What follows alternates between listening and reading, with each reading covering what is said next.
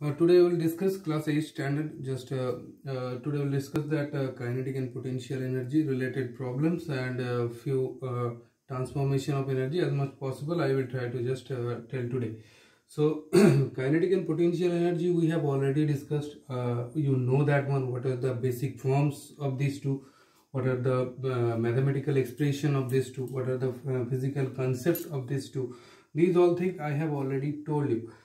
So for kinetic energy, suppose you are talking about, then definitely one thing is very much required, that the body should be in a motion. Okay, if there will be no motion, then definitely kinetic energy will be zero there. So if definitely each and every body, if each and every object will have a mass, that is m amount, and if it will move with a certain amount of speed or certain amount of velocity v, then you have to write down kinetic energy is equal to half into m into v square. Okay, potential energy, suppose if you talk about, then potential energy will be what I told you this one in the last video, that how this mgh quantity, this mathematical form is coming, that all I told you. I am not just wasting time on that one. Now the gravitational potential energy, suppose if you are talking about, or the mutual potential energy, or the simple potential energy if you talk about, then in case of the gravitational potential energy, energy means what? That whether it can able to do the work or able to not do the work, that is actually the measurement. Suppose any particular object is just lying, suppose a ball is lying in a plane on the ground having mass m amount.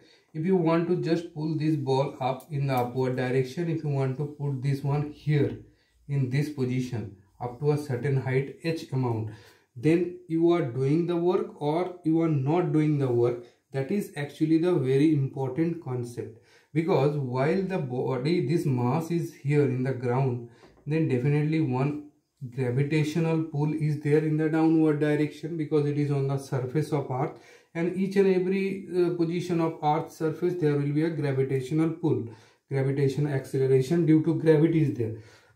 So this body will not automatically jump, isn't it? If you want to just pull this body up to a certain height h amount, then you definitely have to do some amount of work, and that amount of work will be stored as a form of potential energy. As you are doing the work against the gravity, gravitational pull, that's why sometimes this one is known as the gravitational potential energy. How you are doing the work? What is the calculation? How much force is acting on the body when the body is here? Force is equal to m into g amount. So you are just doing the work against this force, isn't it? So you have to overcome this amount of force, then only you are able to just pull this body up. Okay, isn't it? So these all things are very much important. So that's why this is the gravitational potential energy. Few numericals given on your book that I will tell you today related to this kinetic and potential energy. So simple that numericals I am not telling. So basic one I am not telling here. So first one, which is in your book, that I will tell you, that one question in question number 3 in page number 48, you can see that one, that numerical is repeatedly coming in the exam, and so many time I saw that one, that students are making mistake on this numerical. Numerical is there, a ball is dropped from a height of 10 meter. Okay, if the energy of the ball reduces by 40% after striking the ground, how high can the ball bounce back? So thing is that two terms is given here. One thing is there, that ball is at a certain height from the ground of 10 meter. Okay, so this height h1, maybe I am just writing this one, having mass m, this ball. Okay, it is just dropped from here. It is of 10 meter height from the ground. Now what they are telling, that the ball is coming, it hits the ground here, and after striking the ground here in this position, that energy is being lost by 40%. Okay, that means they mean to say that when the ball is just coming in this way, there should be a certain amount of energy. What type of energy will be there? Because it is in a height, so it will be a potential energy will be there. That is E1, first one. Okay, how much you can write down that will be m is the mass of that one, gravity will be acting on this one, and h1 will be the height. So this amount of energy will be there when the ball is here, okay, in this position at a height of h1. Now when the ball will be striking the ground, after striking that, how long or how far the ball will jump, okay, from this side to this side, that will be h2 amount. You are going to calculate this one. And also one more data is given to you, that after striking the ground, the ball, energy, that means this energy will be lost by 40%. So now your energy will be how much? The energy of the ball will be how much? E2 is equal to 40%. That means 40% of this one will be lost. So definitely 60% of this one will be remaining here, isn't it? 60% of this E1 energy will be remaining. Maybe you are understanding. Again, I am repeating, this one is a complicated numerical, okay.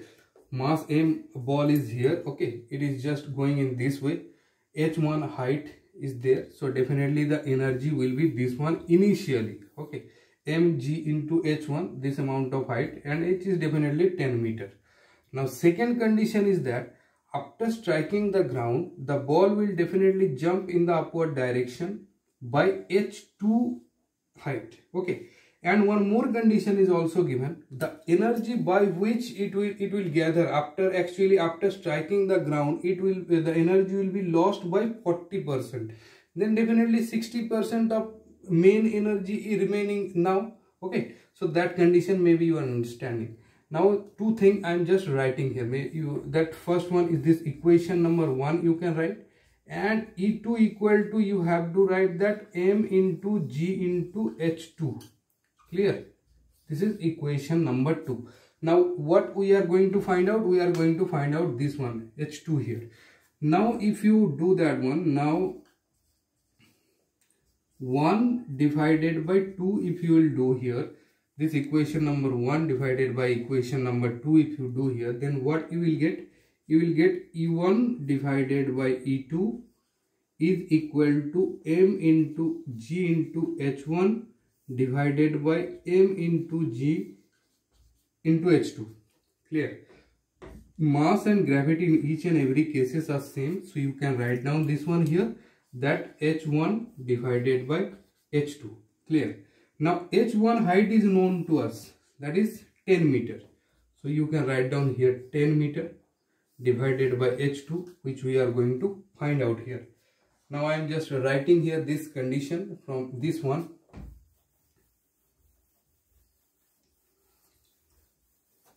So you can write down from here, you can write, you see this one, in this side I am just writing that E1 by E2, again I am just writing E1 divided by E2 is equal to 10 divided by H2.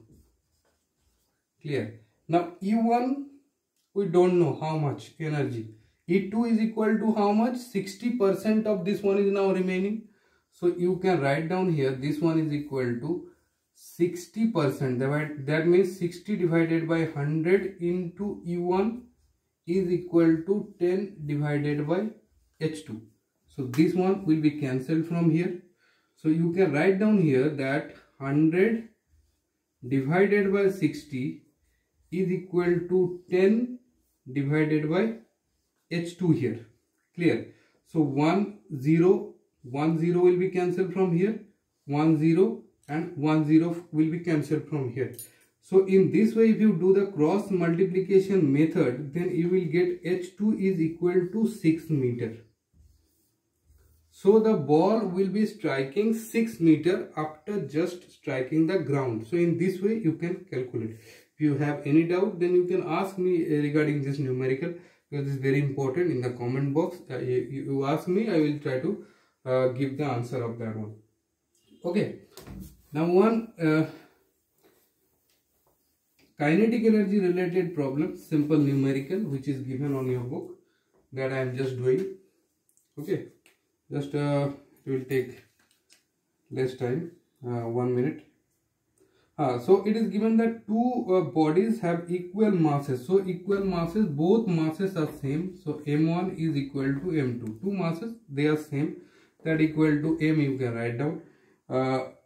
Moving with a velocity, uniform velocity 2v and 3v, what is the ratio of their kinetic energies?